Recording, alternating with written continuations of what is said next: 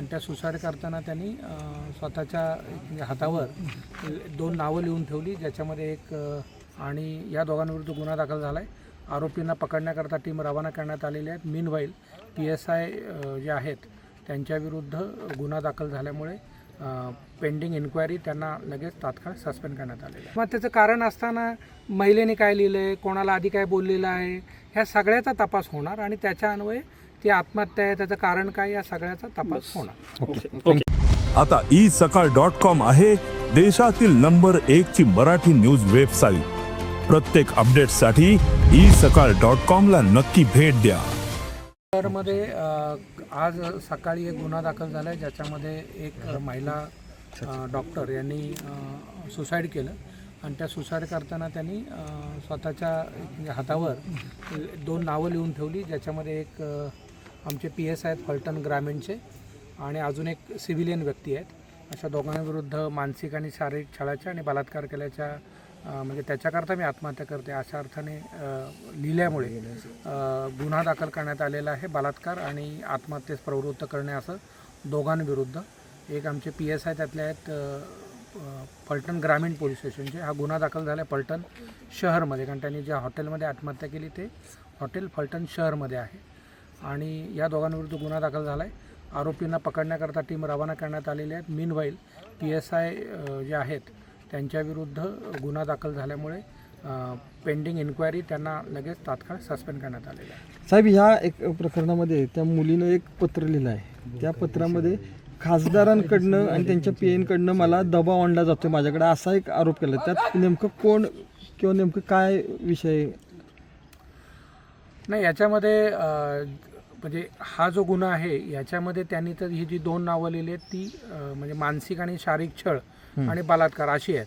आता ह्या ज्या चिठ्ठीचं तुम्ही म्हणताय किंवा तक्रारीचं, त्याच्यामध्ये मी जी प्राथमिक माहिती घेतली त्याच्यानुसार या डॉक्टरांनी जेव्हा पोलीस अटक करतात आणि मेडिकलला आणतात त्यावेळेला मेडिकलच्या अनुषंगाने काही तक्रारी त्यांच्या डॉक्टरांविरुद्ध आणि डॉक्टरांविरुद्ध पोलिसांच्या अशा झालेल्या, ज्याच्यामध्ये तत्कालीन PI यांनीही या डॉक्टरांविरुद्ध एक तक्रार केली होती, त्यांनी पोलिसांविरुद्ध केली होती. परंतु ॲपरंटली असं वाटते प्रायमा फेशी की या दोन्ही गोष्टींचा संबंध नसावा, परंतु गुन्हा दाखल करण्यात आलेला आहे. पुढचा तपास फलटण शहर पोलीस करत आहेत. आम्ही आता तो तपास फलटण SDPO ह्यांच्याकडेच देणार आहोत, जेणेकरून तो SDPO लेवलच्या अधिकाऱ्याकडे जाईल आणि यातलं पूर्ण सत्य बाहेर येईल. नाही, याच्या आधी आपल्याकडे त्या संबंधित डॉक्टरांनी अशी काही तक्रार केली होती का की पोलीस आमच्यावर दबाव टाकतायत की आम्ही सांगेल त्या पद्धतीचं सर्टिफिकेट आम्हाला द्यावं म्हणून? नाही, याच्यामध्ये त्यांनी तत्कालीन SDPOंकडे एक तक्रार पोलिसांच्याबद्दल केली होती आणि पोलिसांनी त्यांच्याबद्दल एक जिल्हा शल्य चिकित्सांकडे तक्रार केली होती. असं दोन्ही परस्पर विरुद्ध तक्रार झाली. आरोपींना अटक आत्ताच झालेली नाही. ते दोन्ही आरोपींना अटक करण्याकरता टीम रवाना करण्यात आली. साहेब, तुम्ही घटनास्थळाला भेट दिली का? नाही, आज सकाळी ॲक्च्युली काल आत्महत्या रात्री उशिरा कळालं. आता आमच्या ॲडिशनल SP तिथे गेलेले आहेत. साहेब, नेमकं आता त्या घटनास्थळावरती तुम्ही गेलेला नव्हता, तुमच्याकडे त्याच्या संदर्भातली माहिती तुम्ही कलेक्ट करताय, मात्र SP म्हणून तुम्ही त्या गांभीर्य घटनेकडे कसं पाहताय? नाही, हे अतिशय सिरियस घटना आहे. एक आत्महत्या आहे ज्याच्यामध्ये बलात्काराचा आणि मानसिक त्रास देण्याचा आरोप आहे.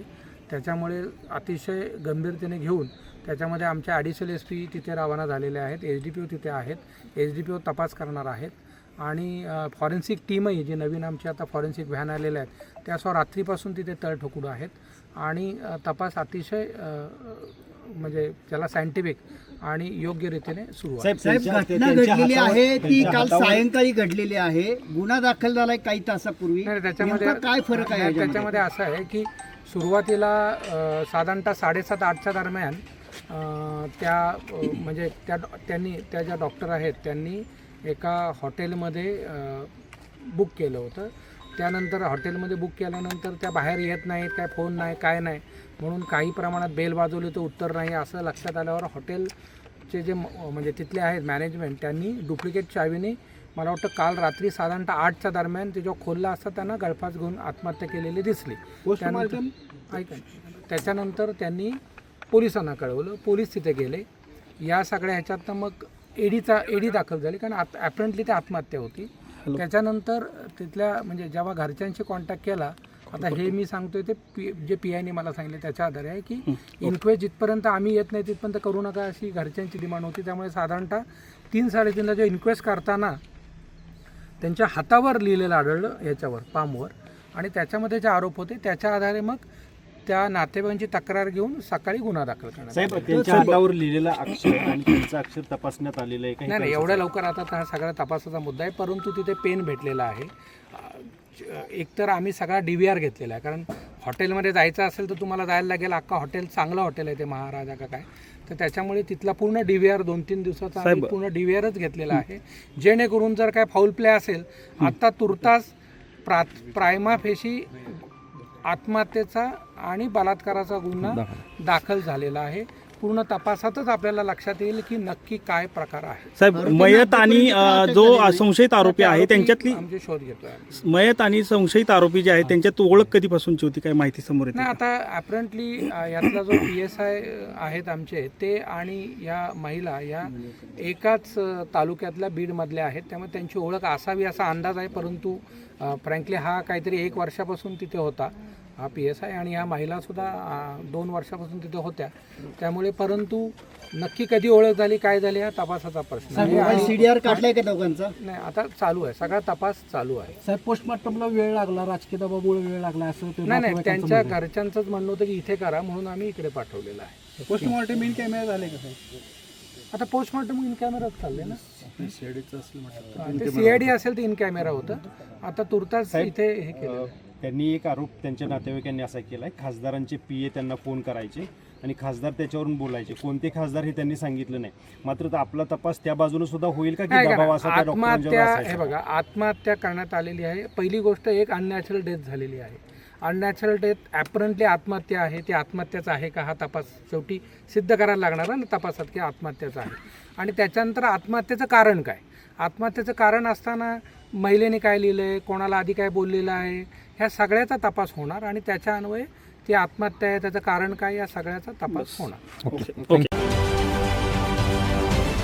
महाराष्ट्रातील सर्व बातम्यांचे विश्वासार्ह व्यासपीठ, सकाळच्या सर्व सोशल मीडिया प्लॅटफॉर्मला लाईक, फॉलो आणि सबस्क्राईब करा.